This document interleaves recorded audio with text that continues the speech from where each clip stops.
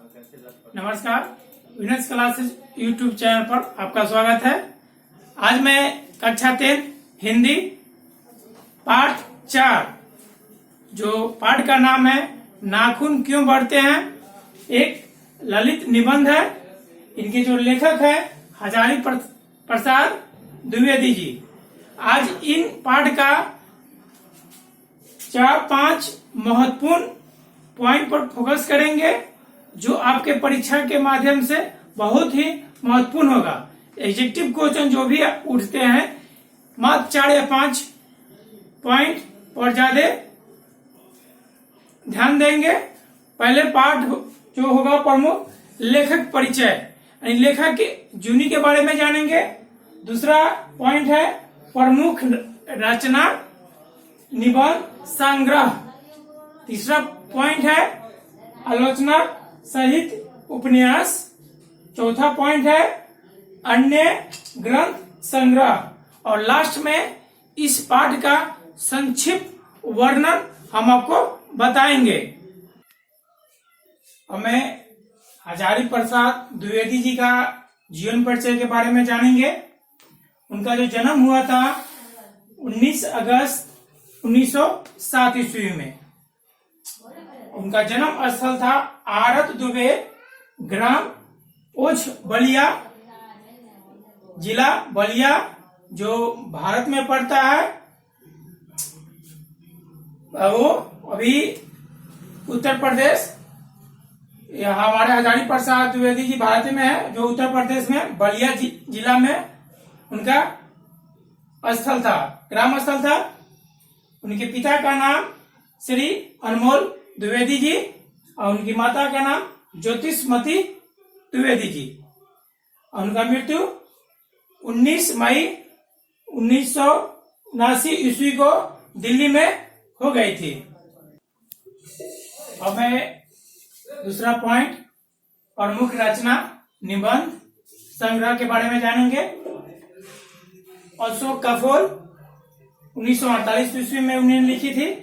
कल्पलता 1951 ईस्वी में। विचार और वितर्क 1954 ईस्वी में।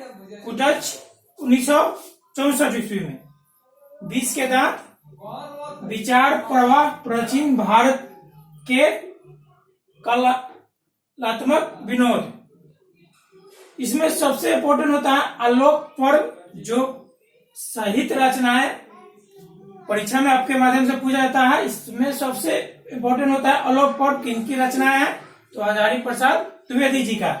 इन्हें साहित्य अकादमी पुरस्कार मिला और इसी साहित्य में इन्हें पद्म भूषण भी प्राप्त हुआ था। सबसे बहुत इम्पोर्टेंट होता है आलोक पर्व, जो परीक्षा के दृष्टि से बहुत ही इम्पोर्टेंट होता है। अब मैं अगले पॉइंट की ओर चलते हैं।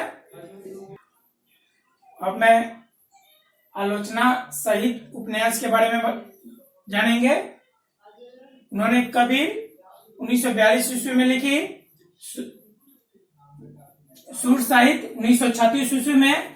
मध्यकालीन बौद्ध का स्वरूप 1970 ईस्वी में। नाथ प्रसादाय 1950 ईस्वी में। कालिदास की ललित योजना 1965 ईस्वी में। उद्भव और विकास 1952 ईस्वी में। हिंदी साहित्य की भूमिका 1940 ईस्वी में लिखी। और सारे भी उपन्यास लिखे थे, लेकिन यही 5-6 आपके लिए बहुत ही महत्वपूर्ण होगा। अब मैं अगले पॉइंट की ओर चलेंगे। अब मैं चौथा पॉइंट अन्य ग्रंथ संग्रह के बारे में जानेंगे।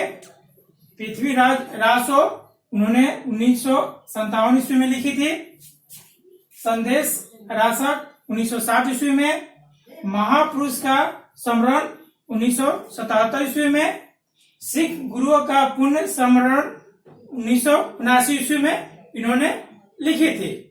अब मैं इसी पाठ का सारांश आपको संक्षिप्त में बताएंगे।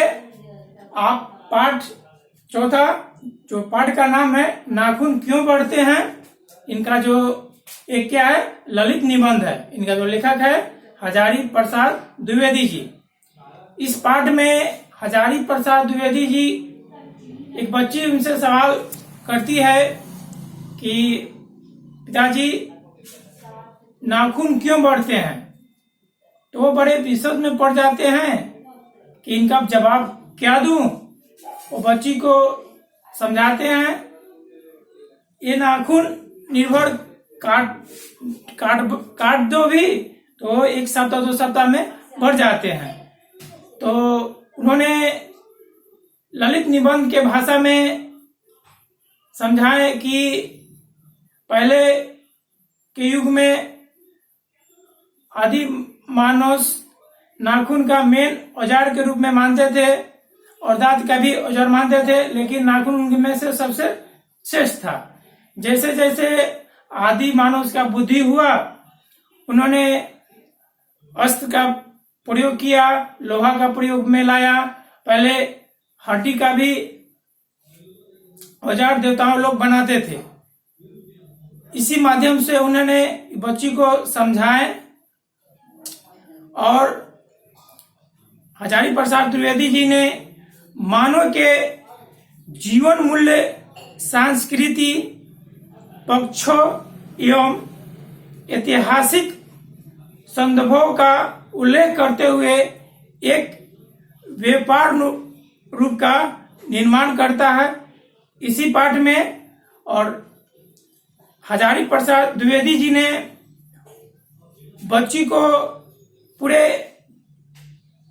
आदि मानुष की कहानी के माध्यम से समझाते हैं। अब मैं आप लोग अच्छी तरह से इस पाठ को पढ़ लेंगे। जितने भी वस्तुनिष्ठ प्रश्न आपके परीक्षा में आएंगे, मात्र यही 5-6 पॉइंट पर आप लोग को फोकस करना है। इसी 5-6 पॉइंट से आपके वस्तुनिष्ठ प्रश्न उठेंगे। अब मैं अगले वीडियो में आऊंगा वस्तुनिष्ठ प्रश्न लेकर। Best of luck.